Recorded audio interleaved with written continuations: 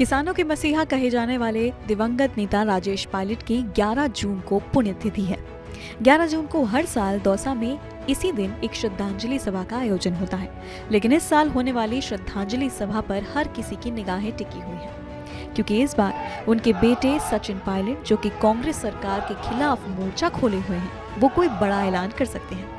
पिछले कई दिनों से चर्चाएं चल रही हैं कि कांग्रेस से खफा रहने वाले पायलट नई पार्टी का ऐलान कर सकते हैं। ऐसे में लोग जानना चाहते हैं कि आखिर इस बार 11 जून को होने क्या वाला है। बता दें कि इस बार स्वर्गीय राजेश पायलट की पुण्यतिथि प्रेरणा दिवस के रूप में मनाई जाएगी। इस अवसर पर हजारों की संख्या में लोग मौजूद रहेंगे।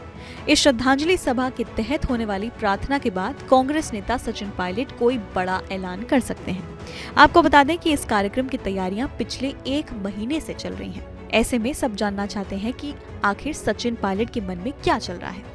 बता दें कि राजस्थान के पूर्व उप मुख्यमंत्री सचिन पायलट पिछले 4.5 साल से अपनी पार्टी से खफा चल रहे हैं। वजह साफ है कि बीजेपी शासन के दौरान विपक्षी दल के स्टेट प्रेसिडेंट रहते हुए उन्होंने जी जान लगाकर मेहनत की थी, कांग्रेस को सत्ता तक पहुंचा भी दिया था, लेकिन पायलट का मुख्यमंत्री बनने का सपना पूरा नहीं हो पाया। स्वयं पायलट और उनके समर्थकों को पूरा विश्वास था कि मुख्यमंत्री की कुर्सी पर उन्हीं का चहेता नेता बैठेगा, लेकिन ऐसा नहीं हो पाया। नेतृत्व परिवर्तन की मांग को लेकर पायलट अपनी ही पार्टी के खिलाफ बगावती तेवर कई बार दिखा चुके हैं। यही कारण है कि पिता की पुण्यतिथि के इस खास दिन पर पायलट अपने मन के इरादे जाहिर कर सकते हैं। चलिए आपको एक छोटे से फ्लैशबैक पर लेके चलते हैं। 3 साल पहले 11 जून 2020 को सचिन पायलट और उनके समर्थकों ने गहलोत सरकार के खिलाफ बगावत का निर्णय ले लिया था।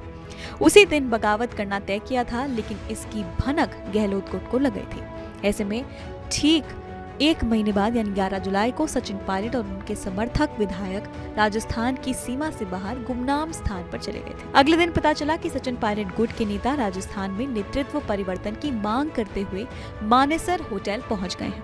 गहलोत सरकार गिरने की कगार पर आ गई थी।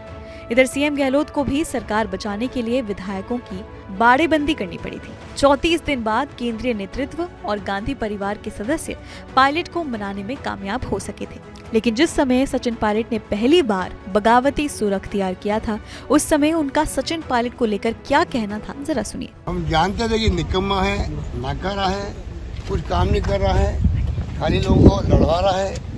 मेरे साथ हो कि नहीं हो, मैं यहाँ बैंगन बेचने नहीं आया हूँ, मैं यहाँ कोई सब्जी बेचने नहीं आया हूँ, मैं मुख्यमंत्री बनाया हूँ।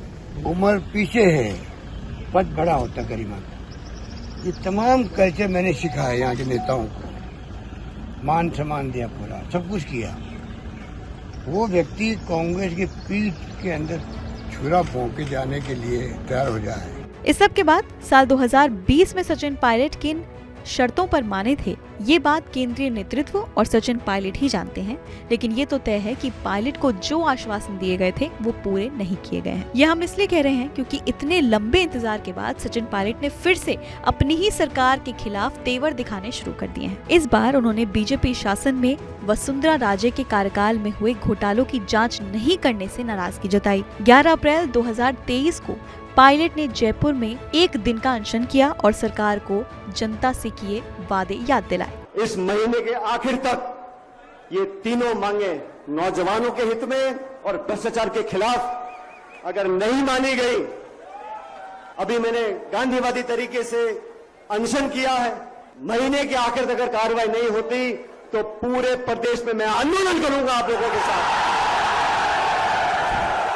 वहीं 11 अप्रैल के अनशन के बाद भी पार्टी में कोई हलचल नहीं मची, तो सचिन पायलट ने जन संघर्ष यात्रा का ऐलान किया। 11 मई से 15 मई तक अजमेर से लेकर जयपुर तक संघर्ष यात्रा निकाली। इस पैदल मार्च में उन्होंने हजारों की तादाद में लोगों को साथ लेकर चलना बेहतर समझा। यात्रा के समापन पर पायलट ने फिर से सरकार को चेतावनी भरे लहजे में कहा कि वो किसी भी कीमत पर पीछे हटने वाले नहीं हैं। इस सब को देखते हुए लगता है कि सचिन पायलट अपने पिता की पुण्यतिथि पर कोई बड़ा ऐलान कर सकते हैं और हर कोई ये जानना चाहता है कि अब सचिन पायलट का अगला मूव क्या होगा।